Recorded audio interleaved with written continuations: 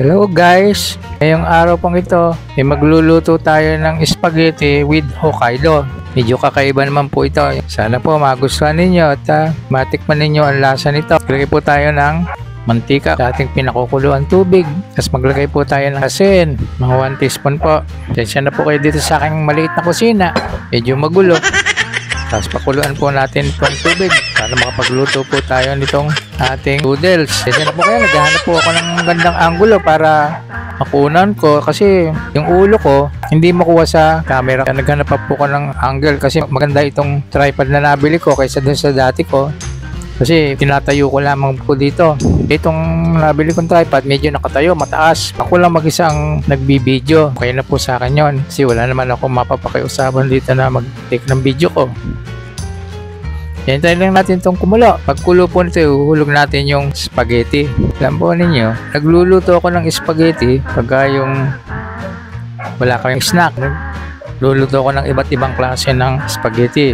Merong ali olio, merong Hokkaido, merong Filipino style, merong seafoods, kung ano-ano pa. Basta importante may spaghetti. Kaya ngayon, ang lulutuin ko po itong spaghetti Hokkaido. Sarap din po ito para mamerienda din namin. Lapit na po siyang kumulo. Hintayin lang po tayo ng mga ilang sandali. Kaya kumukulo na po. At nang ihuhulog yung noodles. 1 kilo po ito. Luluto po lang natin ito ng mga 8 o 9 minutes para maging al dente. Kasi pag malapsak, angit kainin. Yun naman yung nakalagay sa instruction package niya. Tama lang yun. Huwag niyo kababayaan na basta nyo lang ihuhulog, kailangan haluin din ninyo dahil magdidikit-dikit po yan. Haluin muna ninyo pansamantala para maghiwa-hiwalay siya.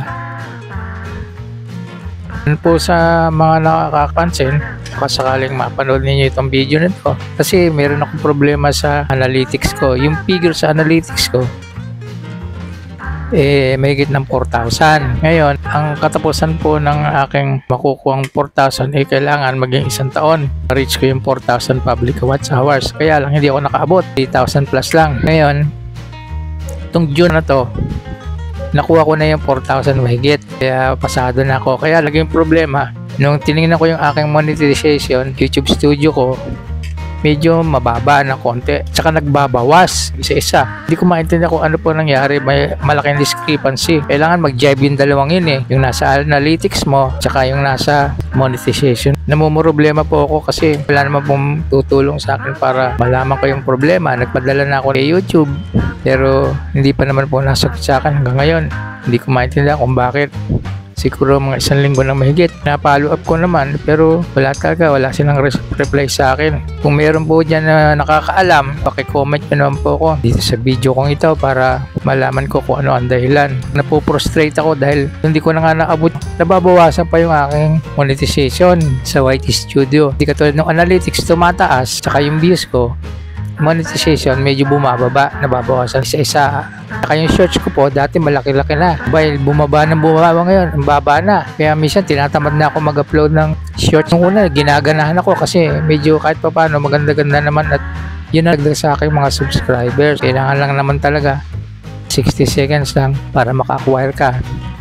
Magaganda yung mga video na ini-upload mo. Hindi ko lang po maintindihan kung bakit nagkaganon. Sana po matulungan ninyo ako sa mga nakakaalam na mga content creator. Pakitulungan nyo na lang po ako. May edad na tayo. Panay naman ang research ko. Hindi ko mapakalik. Hindi ko pa rin maunawaan kung bakit nakaganon. Imbis na maging blue button na yung nasa YT Studio ko sa monetization, wala pa rin. Mababa pa rin. Yun lang po yung gusto kong malaman kung ano ang dahilan. Wala naman pong reply sa akin si YouTube. Sana po nauunawaan nyo ako. Malapit-lapit na pong maluto yung ating noodles. 1 kilo po ito. Tingnan po natin kung al dente na itong ating noodles. Subukan muna natin. Tigas pa. Kunti pang luto. Ating noodles. Kasi inuurasan ko rin eh. Check na po natin kung al dente na siya. Okay na siya. Ngayon natin.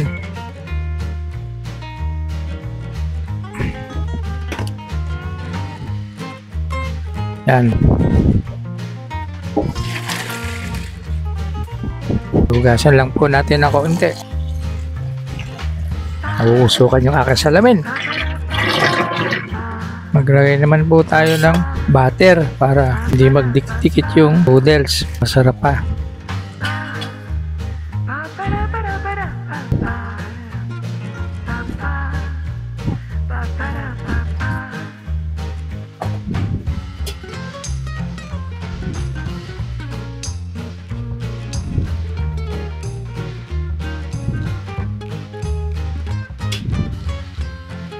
Yan lang po natin lahat para hindi siya magdikit-dikit. Tsaka malinam lang po yung noodles natin pagka nilagyan natin itong butter. Nga po pala kaya hindi ako gumagamit ng front camera pag nagbibideo ko kasi medyo malabo. Tataka ko bakit ganon. Pero mataas naman ng konti yung front camera ko. Nasa mga 32 yata yung pang selfie. Kaya ginagamit ko palagi yung rear camera kaya nahihirapan ako makita kung paano itsura nung kinukunan mo ng video. Kaya pinatatayo ko muna yung misis ko, tama na yung angulo. Ang hirap eh. Katoy kong selfie. Kulang po alam kung anong camera ang maganda para hindi na ako magre-rear minsan. Nagawa na lang ako ng front camera. Minsan sa kong vlog, unbox ako ng aking tripod. Maganda yung kuha. Samantalang pag dito nagluluto ako, medyo malabo-labo, parang mayroong smoke, kaya ang pangit. Baka mayroon po kayong alam na maganda-gandang camera. Kasi naiingit ako doon sa ibang mga content creator, ang gaganda ng mga video nila. High definition naman yung lumalabas sa mga vlog ko. Sabi nila maganda raw yung iPhone. Napakamahal po naman ng iPhone ngayon. Although meron ng mura ngayon sa Green Hills, kaya lang nagbabalak nga akong bumili nun eh. Kaya lang natigilan ako, kaya kumuha na lang ako nito, Tecno Camon. Pero nagbibisi-bisita ako minsan sa SM para malaman ko yung mga magagandang phone. Baka meron po kayong alam na maganda sa vlogging. Comment nyo lang po ako. Tatanawin ko po sa inyong malaking utang na loob. Kung meron po kayong comment, dapat kong gawin sa aking ginagawang video. Minsan napoprostrate din ako eh. Bakit ka ako halos pareho na rin nilang yata yung video yung ginagawa ko sa ibang mga small YouTubers, pero bakit ang tataas ng mga views nila samantalang ako ginagawa ko naman lahat yung magana ng keywords, title, tags, tsaka yung thumbnail. Medyo alam niyo malandi ako pag gumagawa ng thumbnail ko, kung ano ng mga naglalagay ko, hindi naman masyadong crowded. Pero minsan napuri ako ni YouTube na maganda yung thumbnail na ginagawa ko. Idea ko lang naman po yun.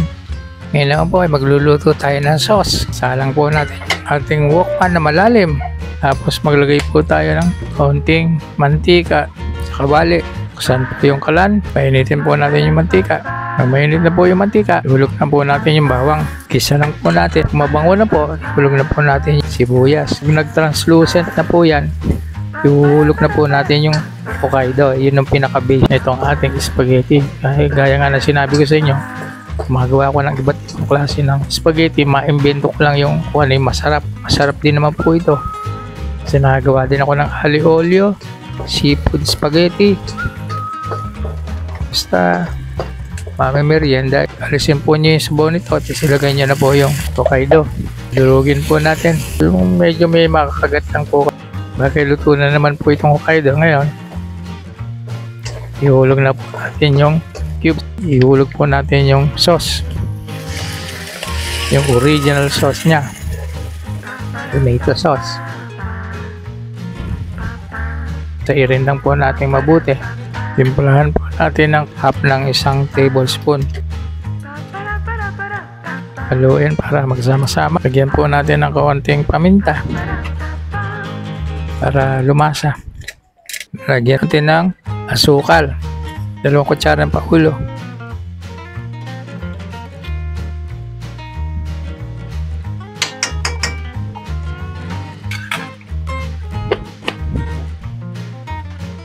Asim po yung sauce eh. Patatamisin natin ng kaunti. Haluin po natin. Natin po tikman kung tama na siya.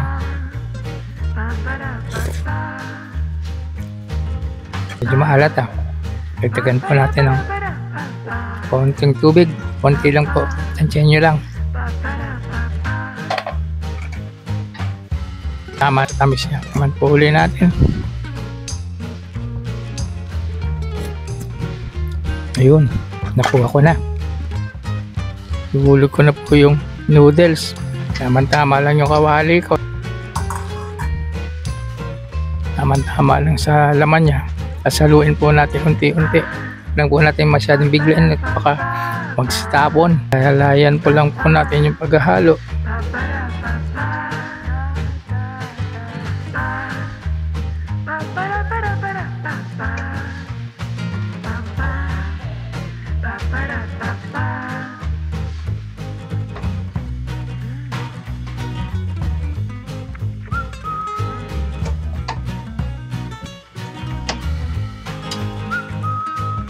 Marami na naman ako makakain ito. Sarap nito eh. Saka yung olio, kailangan mahalong mabuti kasi hindi malalagyan yung iba. Kailangan dahan-dahan. Pero tama na po yung lasa. Al dente na rin po yung noodles. Ito na po yung finished product ng ating spaghetti Hokkaido. Masarap po itong merienda. Sana subukan din po ninyo. Huwag din po sana kayong makalimot na mag-subscribe, mag-like, mag-share at mag-comment sa aking channel. At i-hit nyo na din po yung notification bell para updated po kayo sa lahat ng video na i-upload ko. Maraming salamat po sa inyo. Bye-bye!